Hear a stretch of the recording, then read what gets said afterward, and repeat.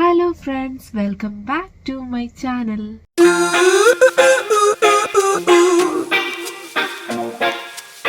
ഇന്നത്തെ വീഡിയോയിലൂടെ ഞാൻ നിങ്ങളോട് ഷെയർ ചെയ്യുന്നത് തംബ്നെയിലിൽ കണ്ടിരിക്കുന്ന പോലെ തന്നെ അയർലൻഡിൽ എത്തിയിട്ടും ഏജൻസിക്കാരാൽ പറ്റിക്കപ്പെട്ട ഇന്ത്യൻ നേഴ്സിൻ്റെ കഥയാണ്. കഥയെന്ന് പറയാൻ പറ്റത്തില്ല, നടന്ന സംഭവം. റീസെൻ്റ്ലി ആ ആൾ ഫേസ്ബുക്കിൽ ഒരു പോസ്റ്റ് ഇട്ടായിരുന്നു. അതിലെല്ലാ കാര്യങ്ങളും ഡീറ്റെയിൽ ആയിട്ട് മെൻഷൻ ചെയ്തിട്ടുണ്ട്. ആ ആളുടെ പെർമിഷനോടുകൂടി തന്നെയാണ് ഞാനിത് യൂട്യൂബിൽ ഇപ്പോൾ ഷെയർ ചെയ്യുന്നത്. ഇനിയും ഇതുപോലുള്ള ചതിക്കുഴിയിൽ ആരും വീഴാതിരിക്കാൻ വേണ്ടിയാണ് ഈ പോസ്റ്റ് ഇപ്പോൾ ഷെയർ ചെയ്യുന്നത്. കാരണം ഇപ്പോൾ വേക്കൻസീസ് കുറവായ സാഹചര്യമായതുകൊണ്ട് ഒത്തിരി സ്കാമേഴ്സ് ഇറങ്ങിയിട്ടുണ്ട്. ഇൻസ്റ്റയിൽ എനിക്കിത് റിലേറ്റഡ് ആയിട്ട് ഒത്തിരി മെസ്സേജസ് ആണ് വരുന്നത്. എന്തായാലും നമുക്ക് ആ പോസ്റ്റ് ഒന്ന് കാണാം. ജീവിതം മെച്ചപ്പെടുത്താനായി എല്ലാവരും തേടുന്ന ഒരേ പോംവഴിയാണല്ലോ പ്രവാസം. ഞാനും പ്രവാസിയായിട്ട് 1 വർഷമായി.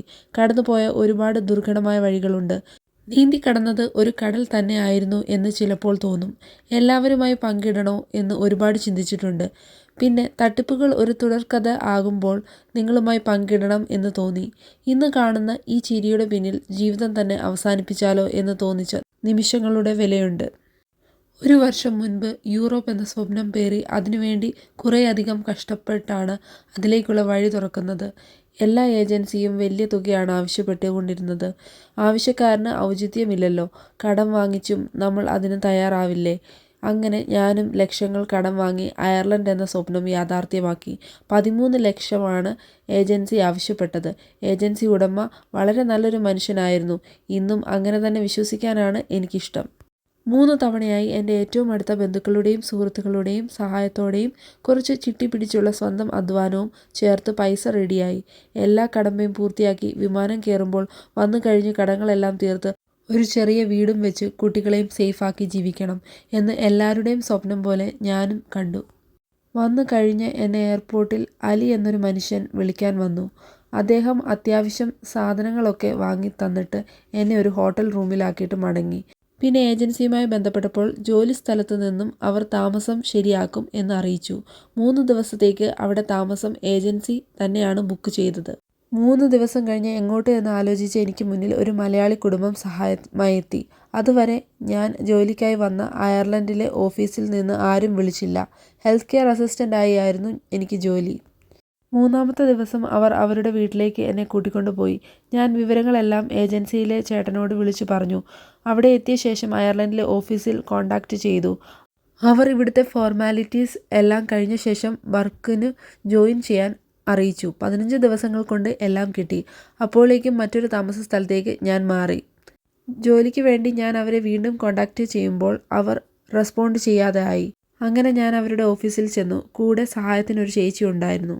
അവിടെ എത്തിയപ്പോഴാണ് കാര്യങ്ങളെല്ലാം തല കീഴായത്. നിലവിൽ അവർക്ക് അവിടെ എനിക്ക് തരാൻ ജോബില്ല. തല കറങ്ങി താഴെ വീണു പോകും എന്ന് തോന്നി.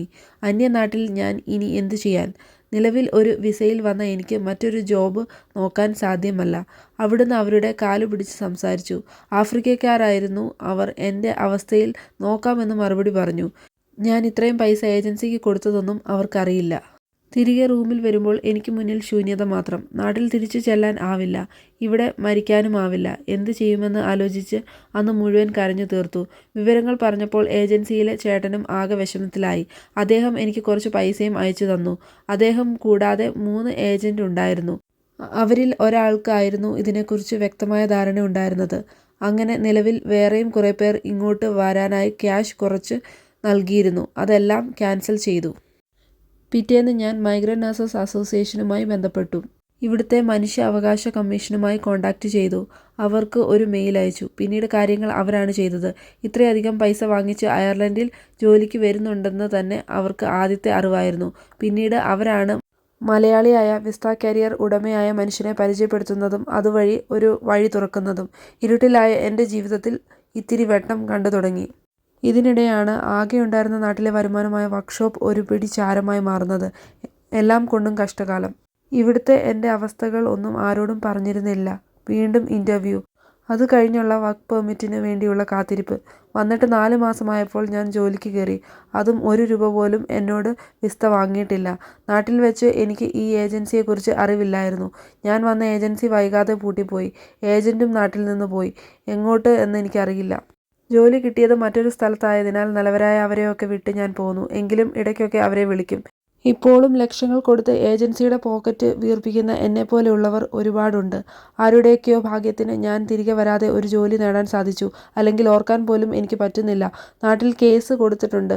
പൈസ തിരികെ കിട്ടിയാലും ഇല്ലെങ്കിലും ഇനി ആ ഏജൻസി വഴി അങ്ങനെ ആരും പോകാൻ പാടില്ല. അവനവന് വ്യക്തമായ അറിവില്ലെങ്കിൽ ഇത്രയും ക്യാഷ് വാങ്ങി സ്വപ്നങ്ങൾ ഉണ്ടാക്കി കൊടുക്കരുത്. ഇതിപ്പോൾ പറയുമ്പോൾ നിസ്സാരമായി തീരും. പക്ഷെ 4 മാസം ഞാൻ ഒരു മുറിയിലിരുന്ന് അനുഭവിച്ച ട്രോമ പറഞ്ഞാൽ മനസ്സിലാക്കണമെന്ന് ഇല്ല ആരും. എന്നെപ്പോലെ വന്ന് അനുഭവിച്ച വേറെയും ആൾക്കാരുണ്ട്. തിരിച്ചു പോയവരുണ്ട്. ക്യാഷ് കൊടുക്കുന്നതിന് തെളിവില്ലാത്തവരുമുണ്ട്. നിസ്സഹായരായി പോകും. ഇന്നിപ്പോൾ 8 മാസമായി ജോലി ചെയ്ത് കടങ്ങളൊക്കെ തീർക്കുന്നു. ജീവിതം കുഴപ്പമില്ലാതെ പോകുന്നു എന്ന് അഭിമാനത്തോടെ പറയുന്നു. തിരിച്ചു വരാൻ തീരുമാനിച്ചെങ്കിൽ ഇങ്ങനെ ഉണ്ടാകുമായിരുന്നില്ല ജീവിതം. ഉറപ്പ്. ഈ ചിരി പൊരുതി നേടിയ ചിരിയാണ്. അതുകൊണ്ട് നിങ്ങൾ വളരെ ആലോചിച്ച് മാത്രം പൈസ കൊടുത്ത് വരാൻ തീരുമാനിക്കുക. ചതിക്കില്ല എന്ന് ഉറപ്പുണ്ടെങ്കിൽ മാത്രം. സോ ഇതിൽ കൂടുതൽ ക്ലിയറായിട്ട് ഞാൻ ഇനിയൊന്നും പറയേണ്ട ആവശ്യമില്ല എന്ന് തോന്നുന്നു. ഇതിൽ കുറേ പേരുടെ പേര് ഞാൻ വായിക്കാതിരുന്നിട്ടുണ്ട്. കാരണം അവരുടെ ഒന്നും പെർമിഷൻ ഇല്ലാതെ നമുക്ക് അവരുടെ പേര് പുറത്ത് വിടാൻ പറ്റത്തില്ലല്ലോ. അതെല്ലാം ഈ ആളെ ഹെൽപ്പ് ചെയ്തവരാണ്. ഒരിടത്ത് പിടിച്ച് താഴ്ത്തുമ്പോൾ ഒരിടത്ത് കൈ പിടിച്ച് ഉയർത്താനായിട്ട് ആളുകൾ കാണും. സോ അതാണ് ലൈഫ്. അപ്പോൾ അത്രയേ ഉള്ളൂ ഇന്നത്തെ വീഡിയോ. ഇന്നത്തെ വീഡിയോ യൂസ്ഫുൾ ആയിരിക്കുമെന്ന് പ്രതീക്ഷിക്കുന്നു. ഇന്നത്തെ വീഡിയോ യൂസ്ഫുൾ ആയി തോന്നിയെങ്കിൽ വീഡിയോ ലൈക്ക് ചെയ്യാനും ഷെയർ ചെയ്യാനും കമൻറ്റ് ചെയ്യാനും മറക്കരുത്. മറ്റൊരു യൂസ്ഫുൾ വീഡിയോ ആയിട്ട് കാണുന്നവരെ ബൈ ബൈ.